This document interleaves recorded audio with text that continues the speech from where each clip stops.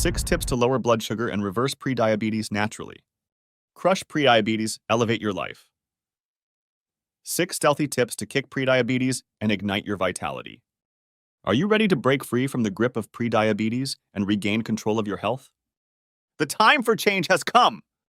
To avoid diabetes, it's better to catch high blood sugar early on. You have the key to a future of excellent well-being. In this video, you'll learn 5 ways to reverse prediabetes. So let's get to the point. Tip number 1.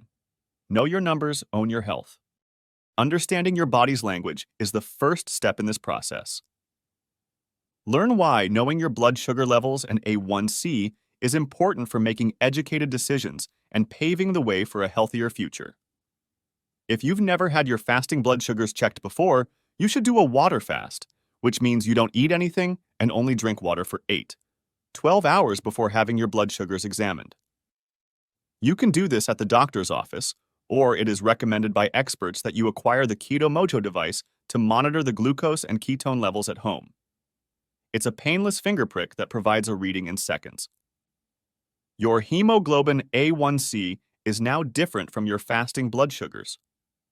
The A1C test determines what proportion of your hemoglobin, a protein in red blood cells that transports oxygen, is coated with sugar. This is a popular test used to diagnose diabetes and determine how effectively someone is managing their diabetes. The higher your A1C score, the worse your blood sugar management becomes and the greater your risk of diabetes complications.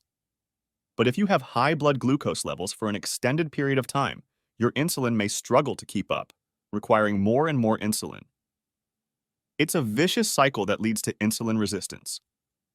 Insulin resistance is linked to a wide range of health issues, including obesity, heart disease, diabetes, and dementia. Reduce your blood sugars if you want to lower your insulin. It's time to act after you've checked your fasting blood sugar and probably hemoglobin A1C. Tip number 2. Education unleashes power. The second tip, a crucial milestone on your journey to combat prediabetes, is to educate yourself with knowledge about the myriad factors influencing blood sugar and insulin levels. Bid farewell to the tedious world of calorie counting and open the door to the transformative power of macronutrients. Delve into the intricacies of carbohydrates, proteins, and fats, understanding how this triumvirate can serve as potent allies in the battle against prediabetes. Uncover the unique role each macronutrient plays, from the rapid energy release of carbohydrates to the muscle-building prowess of proteins and the sustained energy and hormonal regulation offered by healthy fats. This fascinating examination not only steers you away from one-size-fits-all techniques, but also provides you with a personalized, sustainable, and effective means of managing blood sugar levels. Accept the freedom of educated choices and nutritional empowerment as you lead the way to a future free of the shadows of prediabetes. Tip number 3, macronutrients magic, and how they influence your blood glucose levels. I want you to start counting macronutrients instead of points or calories. Say it with me. Macros are essential, and we measure them.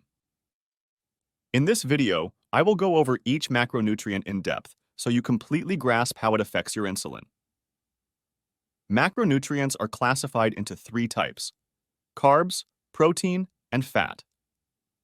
Fiber, starch, and sugar are examples of carbohydrates. Refined starches and sugars are those that have been processed to remove all of the protein and fat, leaving only carbohydrates. Refined and processed carbs and sugars have the highest blood sugar and thus insulin surge, so you should limit them in your diet. Fiber, on the other hand, has the opposite effect, slowing digestion and preventing sugar surges. Whole food carbohydrate sources with a high fiber content are therefore beneficial to your health. Non-starchy veggies, avocados, olives, blackberries, and raspberries are just a few examples. Protein has little effect on blood sugar levels, although it does elevate blood insulin somewhat, while dietary fat has the lowest blood sugar and insulin response. You may find out more about fats in the following video. Tip number 4. Stress less, live more. Stress is the 4th tip. You might be shocked to learn that losing weight and preventing sickness isn't just about food. It all boils down to hormones, specifically insulin. Cortisol, your stress hormone, has an effect on insulin. Cortisol levels rise when we are stressed, especially chronic stress. As a reminder, sleep deprivation is a type of stress on your body. Several studies have found a link between sleep deprivation and diabetes. According to one study, males who reported trouble maintaining sleep had a nearly 5-fold increased chance of developing diabetes, while those who reported sleeping less than 5 hours had a nearly 3-fold increased risk. Because our bodies are built to fight or flee from stress, elevated cortisol levels produce elevated blood sugar levels. Because our muscles require energy to do so, blood sugar is released in anticipation of the need for energy to fight or flee. However, if our stress is mental or emotional and we do not need to utilize our muscles, the blood sugar is not burned up.